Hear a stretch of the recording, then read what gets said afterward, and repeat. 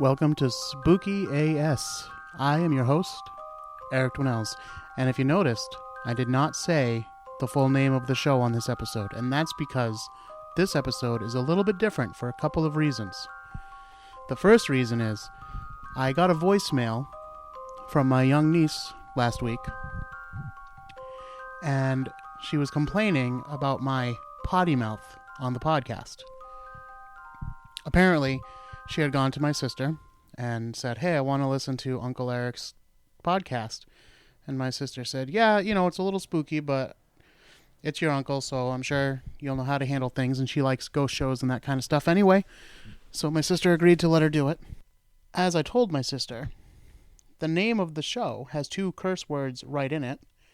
And also, we do have the explicit label on iTunes. So if there's any fault to be had, it's not with me or with the show, it's with my sister and her lack of parenting skills. But that's okay, because today's episode is going to be different in another way, too. Not just that I'm going to try not to swear, just for this episode. Don't get used to it, because I do swear. I swear in real life, and I swear on the show, and that's going to continue. But for this episode, I'm trying to play nice, because we're going to be talking about fairy tales, or as I like to call them, scary tales, because most of these stories were actually rather frightening when you're a child. And even the versions that we grew up with most of the time, those are kind of like cleaned up versions of the stories. So we're going to go back and look at some of the original stories of these fairy tales. Tonight, we're concentrating specifically on one of my all-time favorites, definitely one that I read over and over and over again as a child, Hansel and Gretel. So today what we're going to do is I'm going to read you the story, and then I'm going to read and discuss some of the psychological aspects that have been factored into the story. But before we get into all that, we got to do a little housekeeping. First of all, as I mentioned last week, I was cast recently in a production of Rock of Ages, the musical using a lot of rock and pop music from the 80s. It is a jukebox musical where they kind of shoehorn these songs in around a story. Look, I'm not going to pretend it's Shakespeare or anything like that, but it's going to be a fun night out. The cast is great. The crew is really cool. So I think it's just going to... And the venue is actually... the whole show basically is set in a rock club. And this theater is very intimate. And I have a feeling when they get done with it, it's going to look very much like a rock club. So it'll be cool to see it in that environment. If you would like to come, you're going to be in Boston or the North Shore area of Massachusetts, the Great Bay State, you can buy your tickets online at mltlive.org, or you could buy them in the Arnold's Gallery in Marblehead, which I've never been to, but it will save you the service fee if you're a local. It is a very limited run, very limited seating, so if you do plan on coming, I advise you to get your tickets right now. Another website I'd like to point out is our own website, spookyas.com, where you can listen to this episode and every episode. You can find pictures, sometimes outtakes, sometimes YouTube videos associated with the particular episode. You can also find links to all of our social media. That's at spookyassshit on Twitter and Instagram. Sorry, I had to swear again. And you can find us on Facebook at facebook.com/spookyas. Now, speaking of Facebook, I got a message on Facebook very recently from a dude named Albert, and he had this to say. "Hey man, just passing by to say that I've been listening to your podcast on iHeart. At first, I was not on board, but after listening to a couple episodes, I can honestly say it's one of my favorites. Keep it up. You have one more fan." And he drew the little number 1 finger. Well, he didn't draw it. It's an emoji. You know what I mean. That's a funny letter in the sense because he starts off with a neg, right? Like a negative.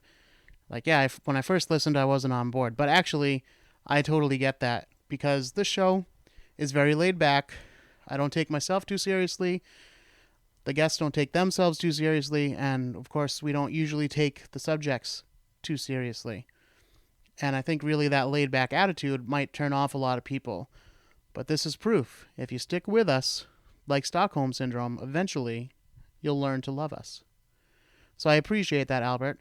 And all you guys, go ahead, drop us lines on Facebook or through the email, through the reviews, the positive reviews that you'll leave on iTunes or iHeartRadio or Stitcher or however else you might be listening.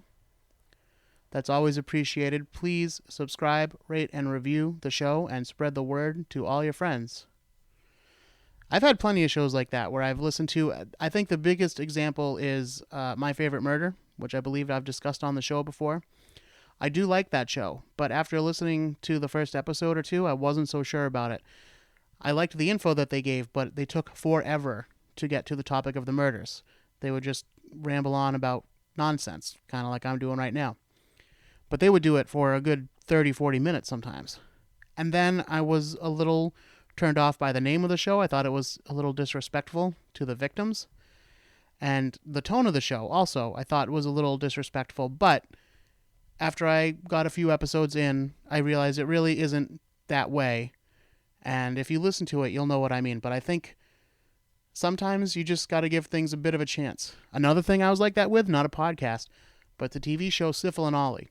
Anyone else out there remember Sifl and Olly on MTV? It was on super late at night, sock puppet show. I remember watching that and being like, what am I watching?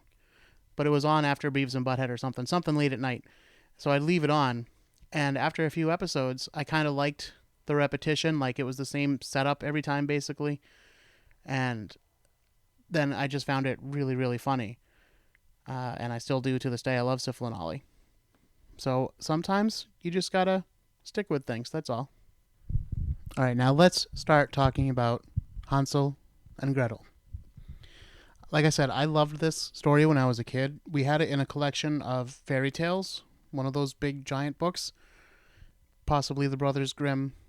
That's how most of us know it, but it could have just been some kind of standalone fairy tale book. I also distinctly remember having the Golden Book version. Remember those? With the like gold foil spines on the books? If you were like me, those went directly into your mouth so you could kind of get that metallic taste. Maybe that was just me. I don't think so, though. There are some very specific reasons why I liked this story. If you listen to the show, you know that I've talked about liking this before. I didn't really get into why, but I also have talked about liking... My mom used to run a daycare out of the house, and there was this book about home repair, and one of the articles in there was about getting crayon off the wall, and they showed a photo of a boy drawing on the wall with crayon, or crayon, as some of you like to say. Another thing, if you listen to old episodes, you'll understand why I correct myself and say crayon, but I say crayon. Anyway, they showed a photo of the boy drawing on the wall, and me and this kid Joseph, who went to my mom's daycare, we used to look at that picture and be like, that boy, he's being naughty. That's a bad boy. And we were like obsessed with naughty children. We didn't want to be naughty children necessarily, but we were like way into like what's the deal with naughty children. And I guess I'm still kind of the same way. The story of Hansel and Gretel, you have a lot of things. First of all, right off the bat, you have adults talking alone at night. And to me, that was always one of the big mysteries of life. Like, what do adults do when I go to bed? Because I know they stay up, and every once in a while I'll get up to go to the bathroom or something, and I'll see them like around the table, and they're talking in these kind of hushed tones, and what's everybody talking about? That was a big mystery. You also have abandonment, which is something I was very aware of, having lost my father at a young age. He didn't abandon us, but, well, not like he walked out the door and abandoned us, but he did pass away, which is a form of abandonment, I suppose. And someday I'll tell you guys the story of me being left behind on the bus. That's another thing that kind of burned into my psyche, maybe a little bit of abandonment.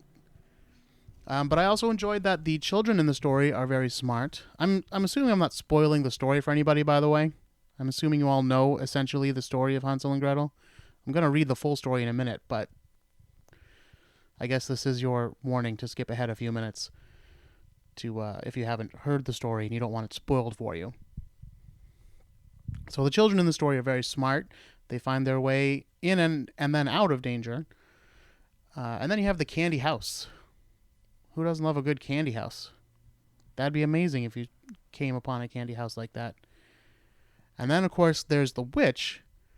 But not only is she a witch, she's a witch who eats children. Scary, yes, but also badass, as far as a children's story goes.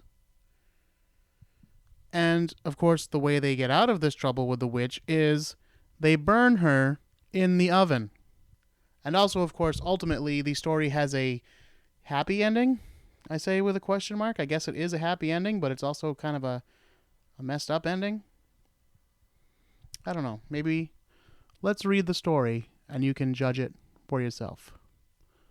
So, we're going to be reading, essentially, it's all translations, but this is essentially the Brothers Grimm version of the story. So, without any further ado, let me take you now to Spooky AS's Scary Tale Theater. Once upon a time, on the edge of a deep forest, lived a poor woodcutter with his wife, his son, and his daughter. The boy was called Hansel, and the girl was named Gretel. The family didn't have much, but at least there was a roof over their head and enough food to eat. Until a great famine hit the land, that is. The woodcutter could no longer procure even his daily bread. He worried over his troubles in bed, and he tossed and turned in anxiety. He groaned and said to his wife, "What is to become of us? How do we feed our poor children when we no longer have enough even for ourselves?" "I'll tell you what, husband," answered the woman. "Early tomorrow morning we will take the children out into the forest, where it is the thickest. There we will light a fire for them and give them each one more piece of bread.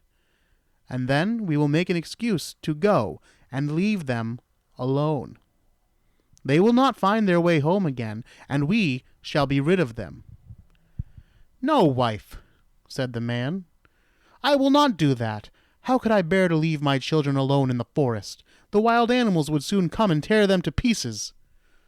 "Oh, you fool," she said. "Then we must all four die of hunger, and you may as well plane the planks for our coffins." She left him in peace until he finally consented. "But I feel very sorry for the poor children all the same," said the man. The two children had not been able to sleep for hunger, and had heard what their stepmother had said to their father. Gretel wept bitter tears, and said to Hansel, "Now all is over with us." "Be quiet, Gretel," said Hansel. "Do not distress yourself. I will soon find a way to help us." And when the old folks had fallen asleep, he got up and put on his little coat, opened the door below, and crept outside. The moon shone brightly, and the white pebbles which lay in the front of their house glittered like real silver pennies. Hansel stooped and stuffed the little pockets of his coat with as many as he could get in. He then went back inside and said to Gretel, "Be comforted, dear little sister, and sleep in good peace. God will not forsake us." And he lay down again in his bed. When day dawned, but before the sun had risen, the woman came and awoke the two children, saying, "Get up, you sluggards! We are going into the forest to fetch wood." She gave each a little piece of bread and said, "There is something for your dinner, but do not eat it up before then, or you will get nothing else." Gretel took the bread under her apron, as Hansel had pebbles in his pockets. Then they all set out together on the way to the forest. When they walked a short time, Hansel stood and peeped back at the house, and did so again and again. His father said, "Hansel, what are you looking at? Pay attention. Do not forget how to use your legs." "Ah, father," said Hansel, "I am looking at my little white cat, which is sitting on the roof, which wants to say goodbye to me." The wife said, "Fool! That is not your little cat. That is the morning sun which is shining on the chimney." Hansel, however, had not been looking back at the cat. He had been constantly throwing one or two white pebbles out of his pocket onto the road. When they reached the middle of the forest, the father said, "Now, children, Pile up some wood, and I will light a fire that you will not be cold." Hansel and Gretel gathered brushwood together, as high as a little hill. The brushwood was light, and when the flames were burning very high, the woman said, "Now, children, lay yourselves down by the fire and rest, and we will go into the forest and cut some more wood. When we are done, we will come back and fetch you away." Hansel and Gretel sat by the fire, and when noon came, each ate a little piece of bread, and as they heard the strokes of the wood axe, they believed their father was near.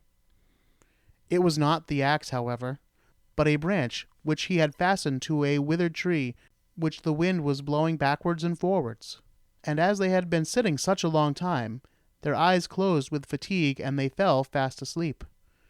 When at last they awoke, it was already dark night. Gretel began to cry and say, "How are we to get out of this forest now?"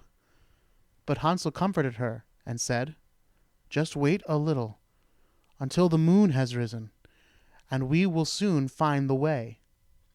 And when the full moon had risen, Hansel took his little sister by the hand and followed the pebbles which shone like newly coined silver pennies, and showed them the way home. They walked the whole night long, and by daybreak had come once more to the door of their father's house. They knocked at the door, and when the woman opened it and saw Hansel and Gretel, she said, "You naughty children! Why have you slept so long in the forest? We thought you were never going to come back at all." The father, however, rejoiced, for it had cut him to the heart to leave them behind, alone. Not long afterwards, there was one more great dearth throughout the land, and the children heard their mother saying at night to their father, "Everything is eaten again. We have 1/2 loaf left, and that is the end. The children must go. We will take them further into the woods, so that they will never find their way out again. There is no other means of saving ourselves." The man's heart was heavy, and he thought, "It would be better for you to share the last mouthful with your children." The woman, however, would listen to nothing that he had to say, but scolded and reproached him, and as he had yielded the first time, he had to do so a second time. The children, however, were still awake, and had again heard the conversation. When the old folks were asleep, Hansel again got up, and he wanted to go out and pick up more pebbles as he had done before. But the woman had locked the door, and Hansel could not get out. Nevertheless, he comforted his little sister and said, "Do not cry, Gretel. Go to sleep quickly. The good God will help us." Early in the morning came the woman, and she took the children out of their beds. Their pieces of bread were given to them, but it was smaller this time than before. On the way into the forest, Hansel crumbled in his pocket, and often stood still and threw a morsel on the ground. "Hansel, why do you stop and look around?" said father. "Go on." "I am looking back at my little pigeon which is sitting on the roof and wants to say good-bye to me," answered Hansel. "Fool," said the woman, "that is not your little pigeon. That is the morning sun that shines on the chimney." Hansel, however, little by little, threw all the crumbs on the path. The woman led the children still deeper into the forest, where they had never in their lives been before. Then a great fire was made again, and the mother said, "Just sit there, you children, and when you are tired you may sleep a little. We are going into the forest to cut wood, and in the evening, when we are done, we will come and fetch you away." When it was noon, Gretel shared her piece of bread with Hansel, who had scattered his all along the way. Then they fell asleep, and evening passed, but no one came to the poor children. They did not wake until it was dark night, and Hansel comforted his little sister, saying, "Just wait here, Gretel, until the moon rises, and then we shall see the crumbs of bread which I have strewn about. They will show us our way home again."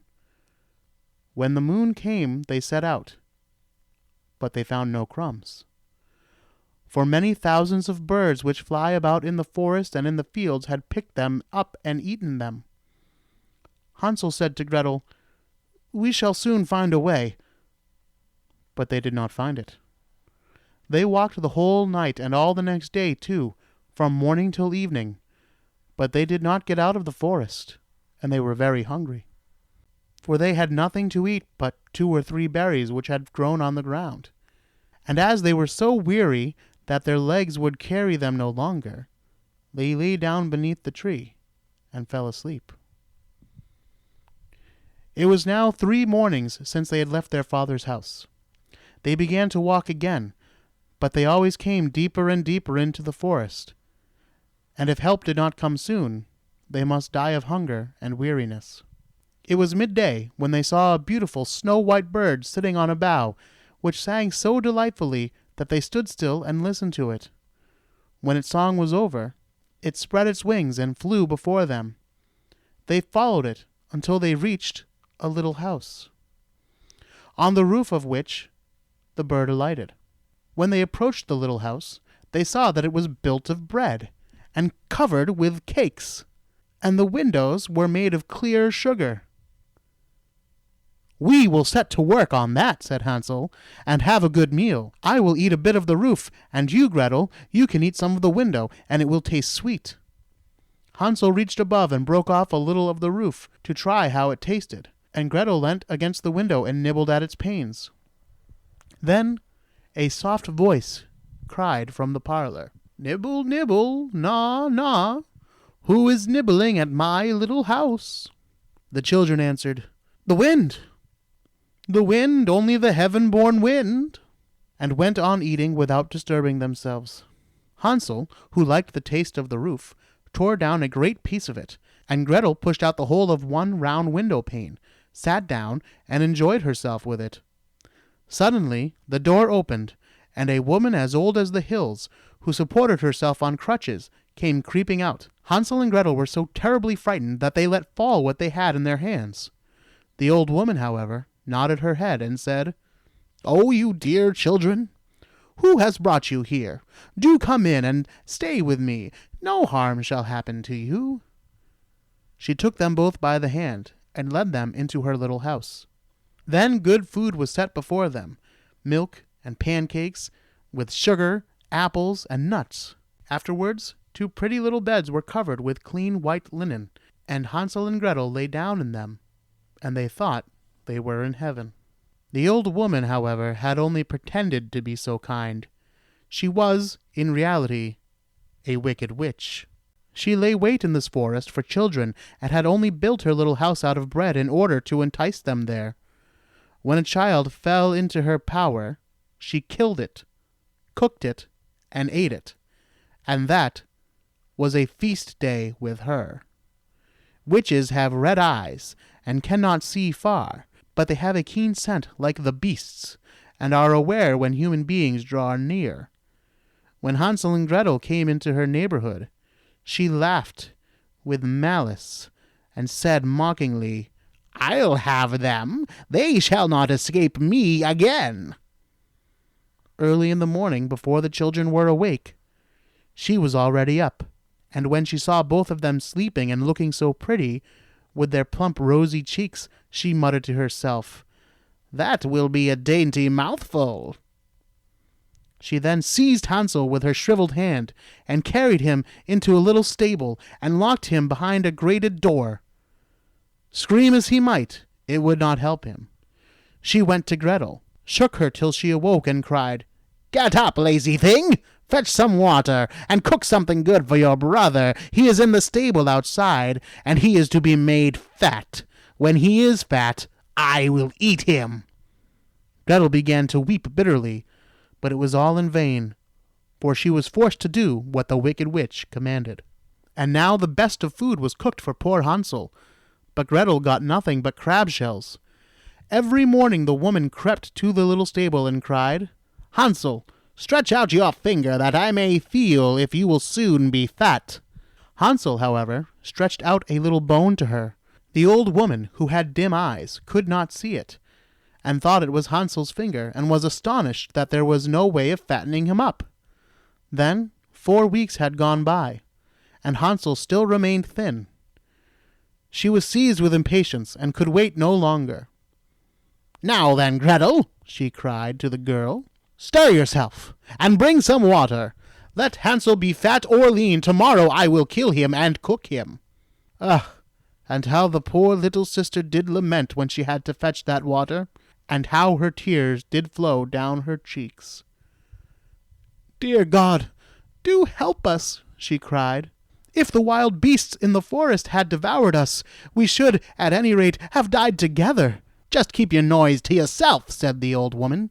"It won't help you at all." Early in the morning, Gretel had to go out and hang up the cauldron with water and light a fire. "We will bake first," said the old woman. "I have already heated the oven and kneaded the dough." She pushed poor Gretel out to the oven, from which flames of fire were already darting. "Creep in," said the witch, "and see if it is properly heated, so that we can put bread in." And once Gretel was inside, she intended to shut the oven and let her bake in it, and then she would eat her too. But Gretel saw what the witch had in mind, and said, "I do not know how I am to do it. How do I get in?" "Silly goose," said the old woman. "The door is big enough. Just look. I can get in it myself." And she crept up and thrust her head into the oven. Then Gretel gave a great push and drove her far into it, and shut the iron door and fastened the bolt. Oh, then she began to howl quite horribly. But Gretel ran away, and the godless witch was miserably burnt to death. Gretel, however, ran like lightning to Hansel, and opened his little stable, and cried, "Hansel, we are saved! The old witch is dead!"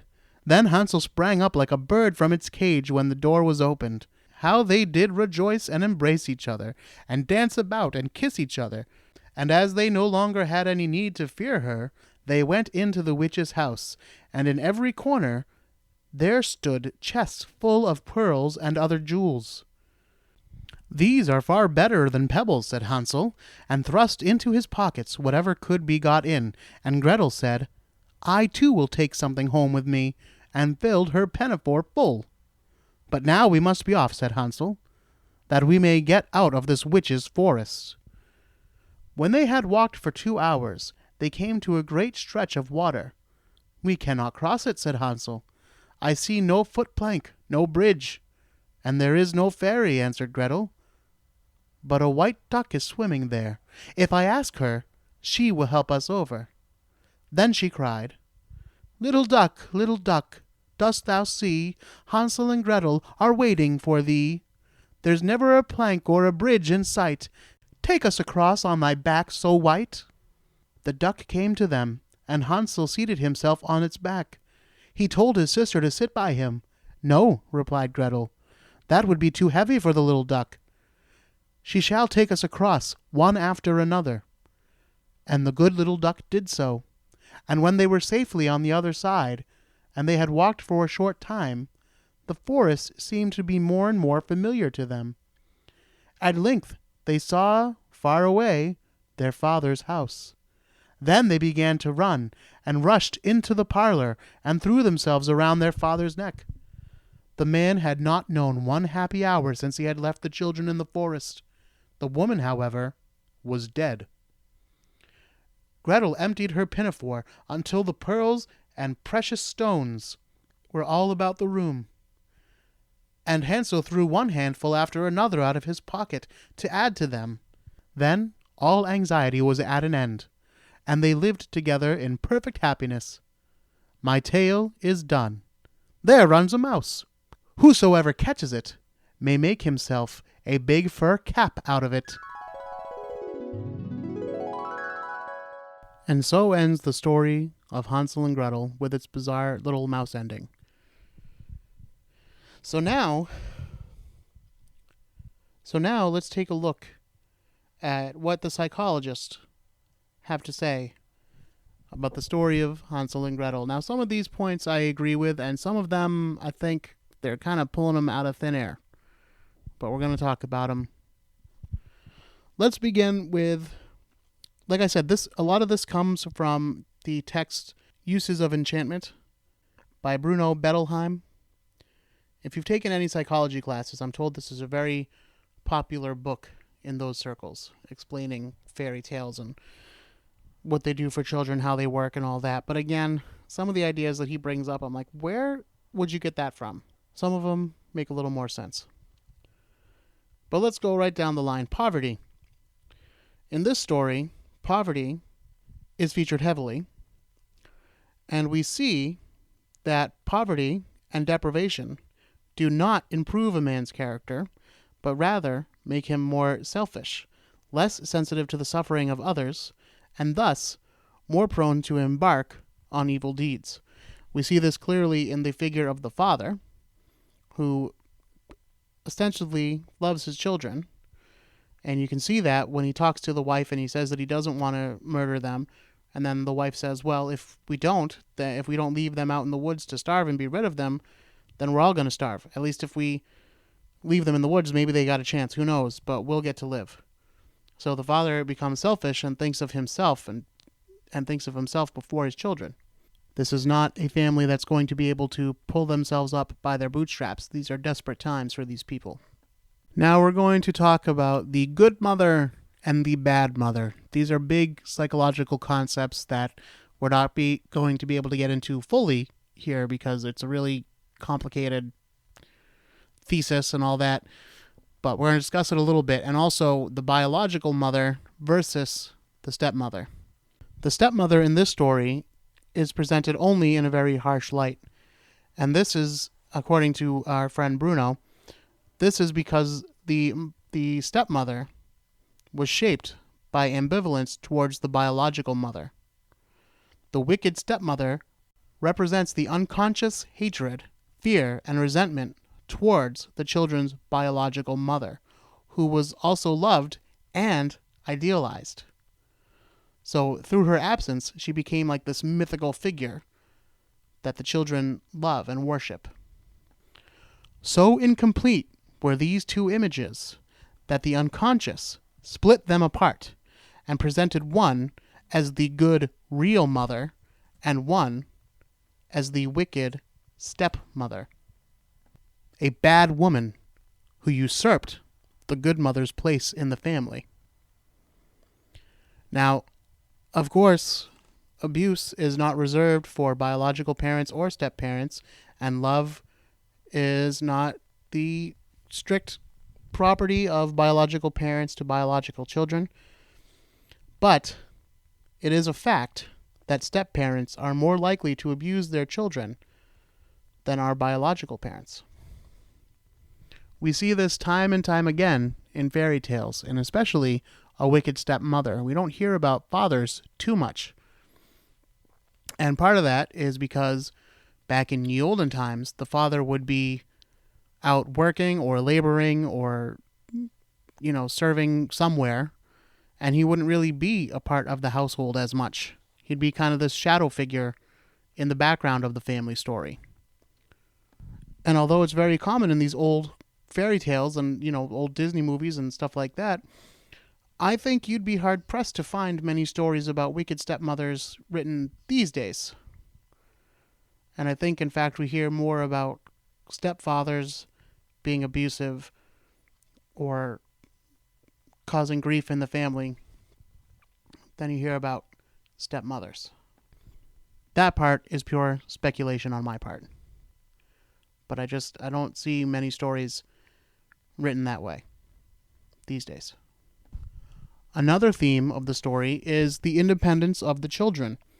A child must free themselves of dependence on the mother. If he does not, either the parents themselves or society will force them to find independence. You can't stay at home forever, even if you do.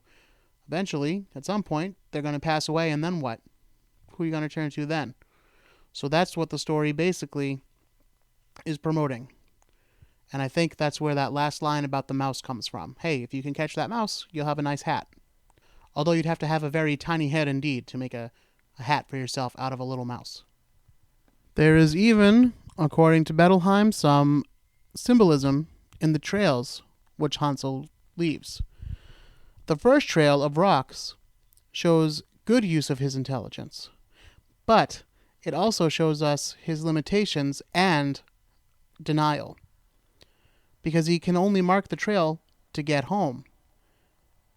it goes right back to the source of his troubles. If he used his intelligence a little bit more, he would say, wait, they tried to kill us, and maybe it's not a great idea to go back to the house where they may try to kill us again. But he has not matured enough to consider it any other way. The second trail again shows us his denial because he again wants to go home, but this time it shows us further regression because Hansel uses breadcrumbs, which are then eaten by the birds. Hansel has lived near the woods his entire life, so he should know that birds are going to eat the breadcrumbs that he drops.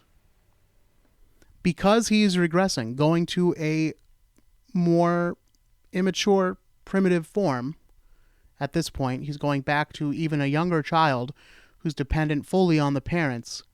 He can't recognize that this is a flawed plan and that the birds are going to eat the trail. The children further regress into a primitive state, caring only about food, despite what consequence it may bring. They find the gingerbread house deep in the woods, and instead of seeing it as a potential life-saving shelter, they immediately begin to devour it. Even when they hear the witch asking who is eating her home, they do not worry about where the voice is coming from or whose house they are eating. They make up a lie and respond to the witch, saying they are just the wind, and they keep eating. The gingerbread house itself represents temptation and the danger of giving into it. It also symbolizes the body of the good mother, their biological mother, who fed them from her breast. It fools them into believing that they are in heaven, as the story says. Giving into this fantasy of a world that can't be, a reunion with the good mother, leads to their possible destruction at the hands of the symbolic bad mother, the witch. But the witch has also regressed to a primitive oral state because, unlike the children who only symbolically eat their mother, she actually eats children. Faced with this realization, Hansel and Gretel realize that they can deny the seriousness of their predicament no longer, and they can no longer give in to fantasy. If they are going to survive, they must rely on their own intelligence and ingenuity. Once they have developed their intelligence and used it to outsmart the witch, they are rewarded with the jewels that they find in the house of the witch. This is a hidden symbol of the good mother inside the heart of the bad mother. The witch is initially kind to the children, representing the good mother who is completely devoted to the very young child. However, just as the witch turned against the children, as a child grows older and develops some independence, he requires less of his mother's attention. Mother is free to live her own life to a point. But a child often sees this as a form of abandonment. After all, in the child's experience up to that point, he has been the absolute center of the mother's world. To see her attention drawn away from himself can be seen as threatening and even as a type of betrayal. We've all been through that, right? You realize eventually that the world is not all about you. Most of us do. There's some people out there who I think never quite learn that lesson, but I think most of us eventually figure out the world does not revolve around us, and our parents' world does not revolve around us at a certain point. I can remember, and I'm sure most of you had the same experience if you had good parents. My mom used to sing the song Summertime to me, Summertime and the Living's Easy, and there's a point, I don't remember all the words exactly, but there's a point in the song where it's like, soon you'll leave and you'll go away from home, and that part always made me so sad. I was like, but I don't want to leave. I don't want to go away from home. I want to stay here with you forever. And as a child, that's how you think, and that's all your world has been. So why would you think that there's some other way to be? Even though you see other adults in the world, you just think, well, that's their world, but my world, I stay here. This is my mom and dad. This is what I do. So when you're presented with the reality and you start to pick up on things, then you realize that's not going to be the case. That can be very frightening. That can be some spooky AS. We also have the symbols of the birds. There is a bird on the roof of the house that Hansel claims to be looking at. Then they meet another bird in the forest who leads them to the witch's house and lands right on top of the witch's house and shows them, hey, this is food, this is shelter, check this out. Now, we could see that particular bird as maybe being a bit of a malicious creature because he is bringing them to the witch, but on the other hand, he is forcing them to grow. This bird could symbolize a bit of a psychopomp who is leading them on a journey. Like, yes, this part is going to be rough, but if you have the intelligence, you're going to get through it. And once they do, they meet another bird, well, a duck this time. And again, it's white. You'll notice these are all white. He sees a white bird on top. They see a white bird in the woods who leads them to the witch's house. And then they see a white duck. And this duck carries them across the river. Now, the river represents transition. They are no longer little children. And they are no longer a burden to their household by the time they cross the river. It's also the first time that they are separated, probably in their life, because they have to take turns riding across on the duck's back to get to the other side of the river. They were fully dependent children when they left. Now, when they return, they are more wise, more independent, and more mature. Maybe not full-grown adults yet, but at least more mature. Now that the children have gained some independence, they are no longer a burden to the household. In fact, thanks to the jewels that they were rewarded with, a symbol from the good mother, they can rescue the household from the poverty that had kept them tied down. And of course, it doesn't explain how, but it does say that the stepmother has died, just as the witch had died. One and the same? Perhaps. Very likely, I would say. Symbolically, anyway.